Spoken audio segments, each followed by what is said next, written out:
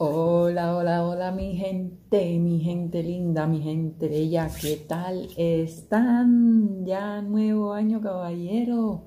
Y quiero pues empezar justo con eso, saludándolos y felicitándolos por este nuevo año, deseándoles a todos y cada uno de ustedes y a sus seres queridos un mejor año, un 2021 lleno de cosas lindas, de éxitos y sobre todo de mucha salud. Que el amor, la paz y la libertad nos acompañe siempre a todos. Esos son mis deseos para mí, para los míos y para ustedes que también son mi gente. Así que ya saben, a por un año mejor todos. ¿Y qué tal las fiestas? ¿Cómo fueron? ¿Qué tal? ¿Qué tal la pasaron? ¿Pudieron celebrar? Me imagino que más sobriamente que otros años, por supuesto, pero quizás hicieron algo. Nosotros por acá, tranquilitos en casa, puesto que estamos en cuarentena total. Acá en Holanda hace ya 3 semanas, por 2 semanas más mínimo. Así que en 2 semanas se dirán si se alarga o no la cuarentena. La cosa está candente, pero ahí vamos. Nunca dejando de celebrar, porque hay cosas que no se pueden dejar de celebrar, así sea en un tono mucho más pasivo y más desolado en parte, solo nosotros 4 acá, pero da igual, dando gracias porque, como ya dije en el vídeo pasado, creo que tenemos muchas cosas por las cuales dar gracias. Así que espero que la hayan pasado muy bien y que le hayan entrado al año con ganas. Hoy vamos entonces a seguir con el tema que nos ocupaba desde finales del año pasado. Y estamos viendo la historia de nuestra cultura. En el vídeo primero le dedicamos tiempo a los inicios. Estamos hablando del siglo XVI y ya vimos entonces siglo XVI, siglo XVII y siglo XVIII.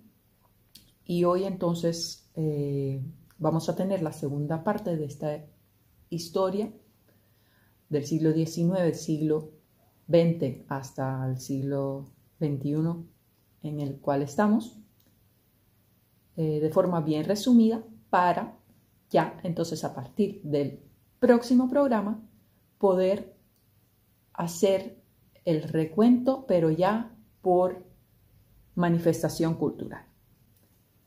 Como vimos en el programa anterior dedicado a esto, el siglo XVIII, no por gusto fue llamado el siglo de las luces, fue un siglo que marcó pauta en el desarrollo de nuestra cultura, con un crecimiento enorme, culturalmente hablando, en todas las esferas, que llevó a Cuba a compartir puesto con las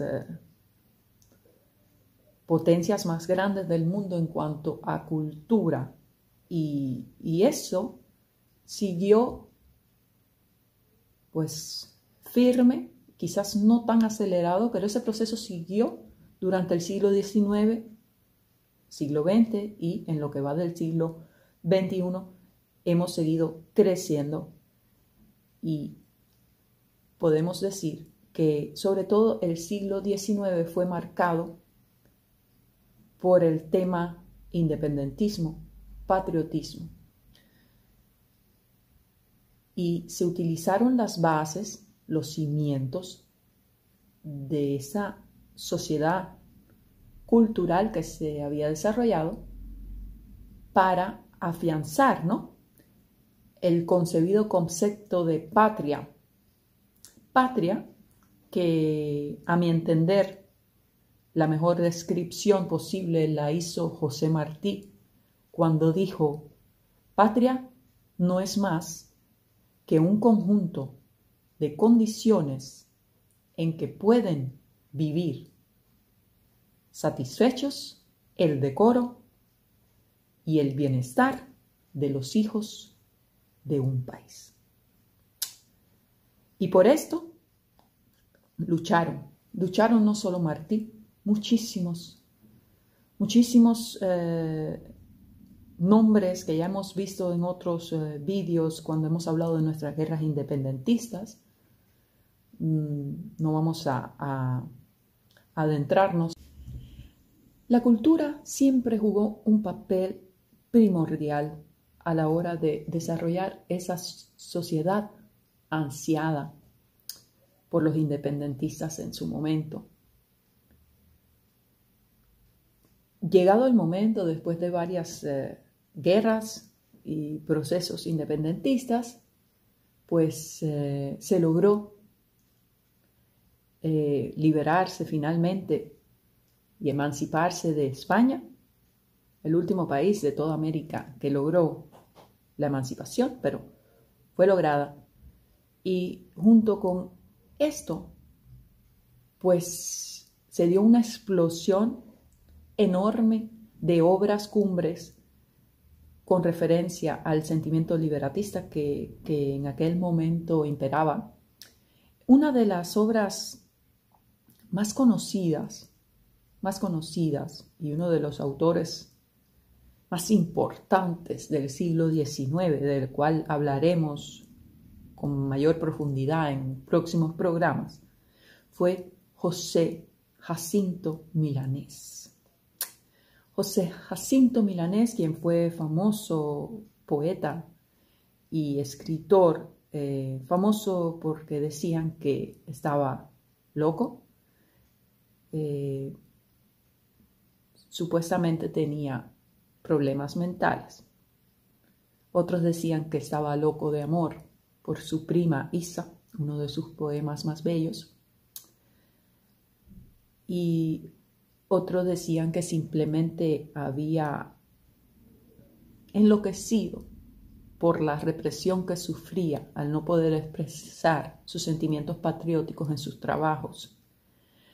Pero esto cambió en uno de sus trabajos más reconocidos, que fue la epístola al poeta mexicano Ignacio Rodríguez Galván, luego que éste le escribiera una reseña, una carta, un poema, agradeciéndole al haber leído una obra de Milanés.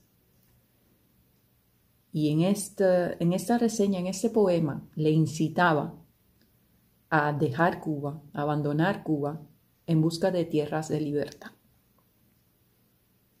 Y la respuesta de Milanés en la epístola, su gran epístola, fue pura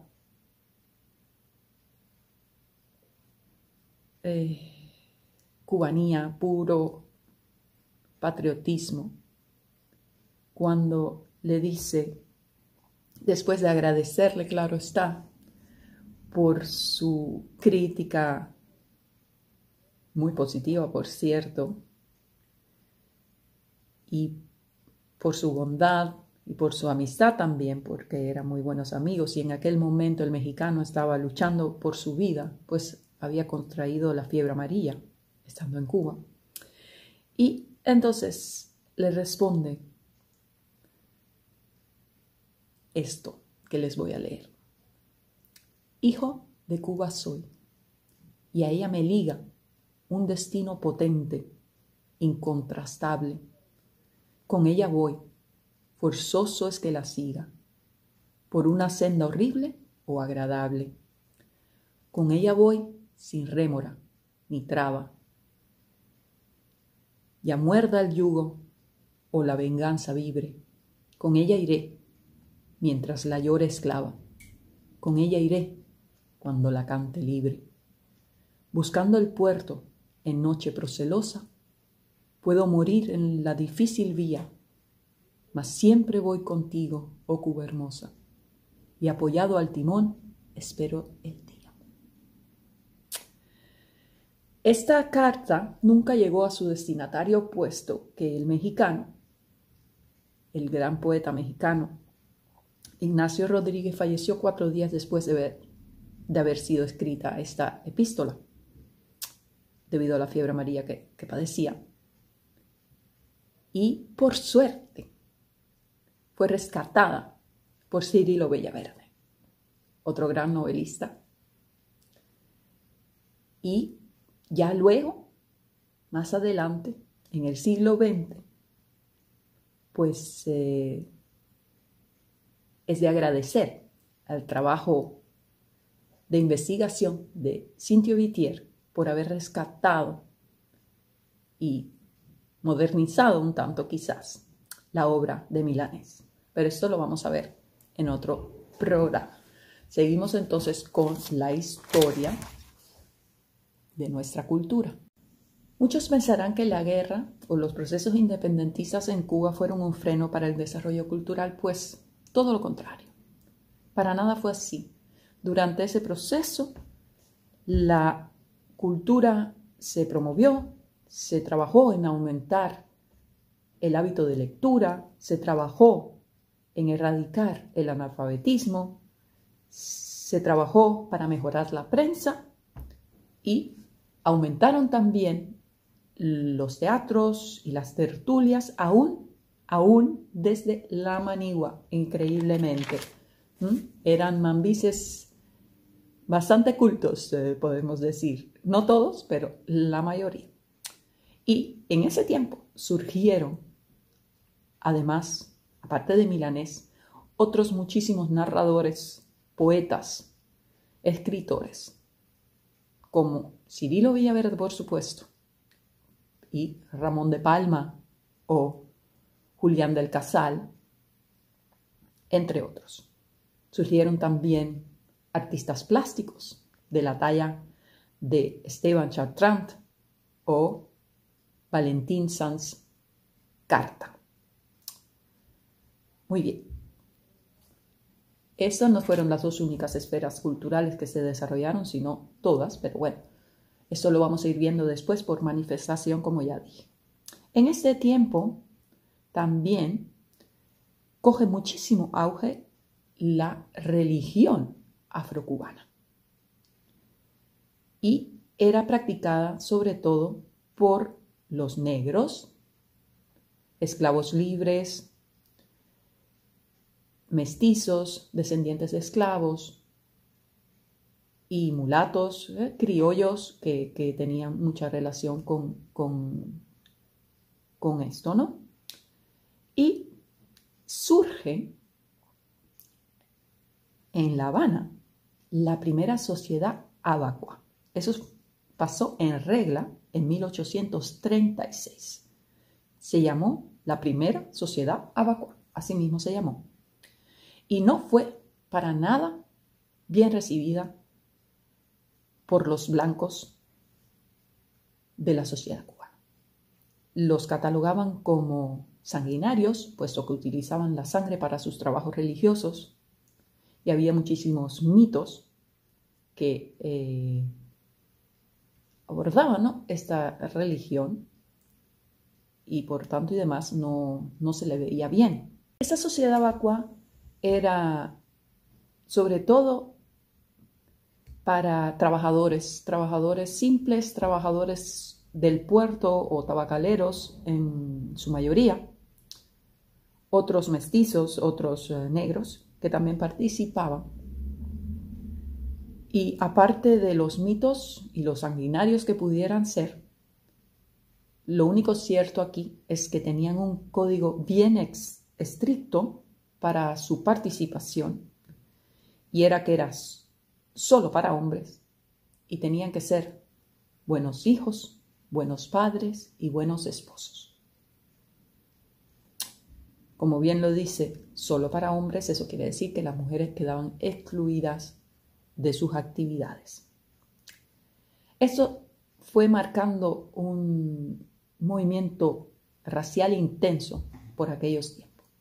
Entonces surgió esa figura magnífica, amigo de nuestro apóstol, Juan Gualberto Gómez, que se dedicó toda su vida a luchar por erradicar el racismo en Cuba y porque el negro fuera visto como un ser humano común y corriente, con la misma capacidad y el mismo valor que un blanco.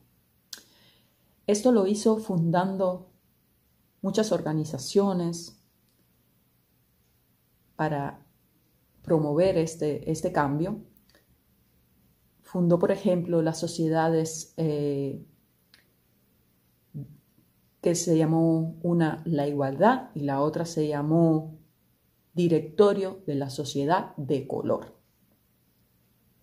Y este hombre nunca cejó en su intento, siguió luchando hasta el final por lograr su objetivo que ya sabemos que aún se sigue luchando por esto, ¿eh? No es, por supuesto que no es como era entonces, él logró muchísimo, pero aún no se termina.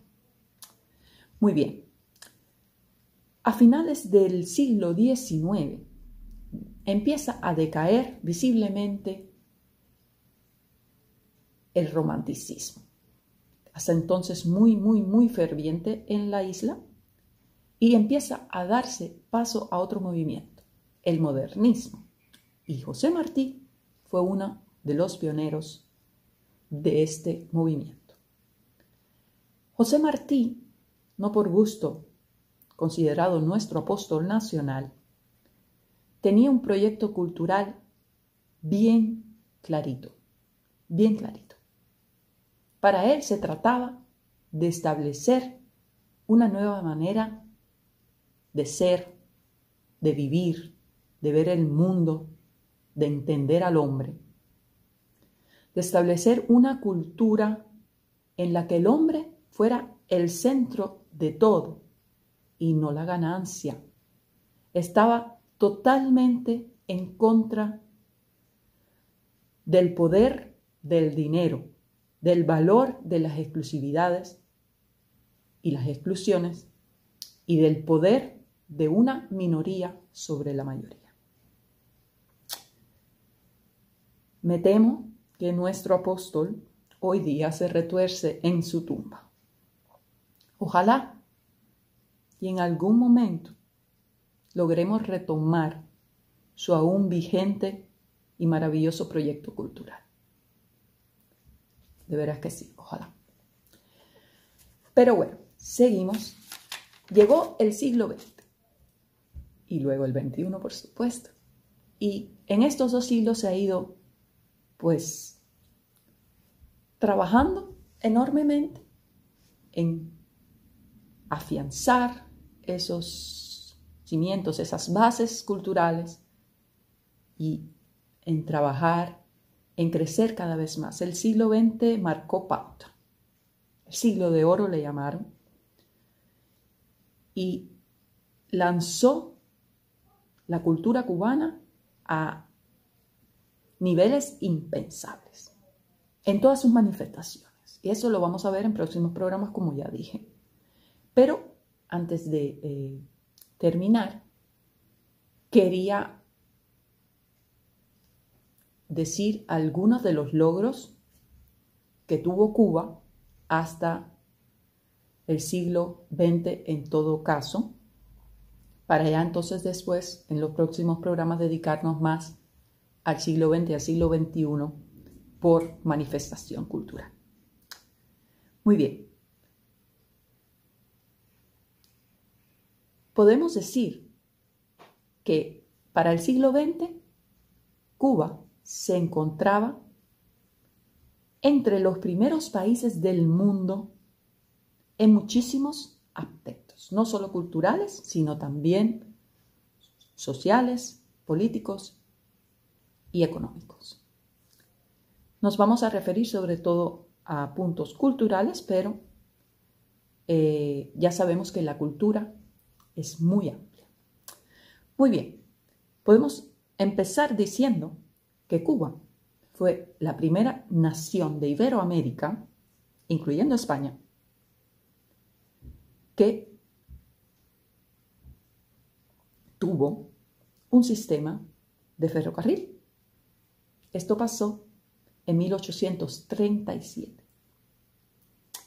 Los únicos que tuvieron primero ferrocarril fueron Inglaterra y luego los Estados Unidos de América. También fue la primera nación de Iberoamérica en aplicar anestesia con éter en 1847. Fue el primer país de toda América, incluyendo España, toda Iberoamérica, disculpe, en tener un sistema de alumbrado público. Eso fue en 1889. Ya luego podemos decir que en 1900, ya estamos en el siglo XX, en Cuba se vieron los primeros automóviles y tranvías de toda Latinoamérica. Fue la primera ciudad del mundo, La Habana, con telefonía de discado directo, sin necesidad de operadora. Eso sucedió en 1906. Ya luego tuvimos en La Habana también el primer departamento de rayos X de toda Iberoamérica en 1907. Para 1922, Cuba fue la segunda nación del mundo en tener una emisora radial, la PWX. Fuimos los primeros en transmitir un concierto completo y un noticiero radial. Y ya para el 28 eran 61 las emisoras radiales en el país. También fue el primer país de Iberoamérica en decretar la ley de jornada laboral de 8 horas con un salario mínimo y autonomía universitaria. Esto sucedió en 1937 y le siguió la Constitución del 40, que llevó el civismo cubano a la cima. Era la constitución más avanzada de su época. ¿Ya? Con muchísimos puntos interesantes que trataron sobre, por ejemplo, el derecho de la mujer al voto y otros tipos de cosas importantes que supongo la mayoría conocemos. Muy bien. Por ejemplo, en 1951 tuvimos en Cuba el primer hotel del mundo con aire acondicionado centralizado, el Riviera. Y en 1952 se construyó en Cuba, en La Habana también, el primer edificio rascacielos con hormigón armado, el Foxa. En 1957, La Habana, nuevamente, se convirtió en la segunda ciudad del mundo en tener un cine 3D y multipantallas. En aquel entonces se le conocía como Cine Radio City o Radio Centro y hoy se le conoce como el Yara. Había ya en La Habana para ese tiempo unos 140 cines en toda la ciudad, más que en París o Nueva York. Y por último, no podemos dejar de mencionar que Cuba fue también el segundo país del mundo en difundir televisión a color en 1958.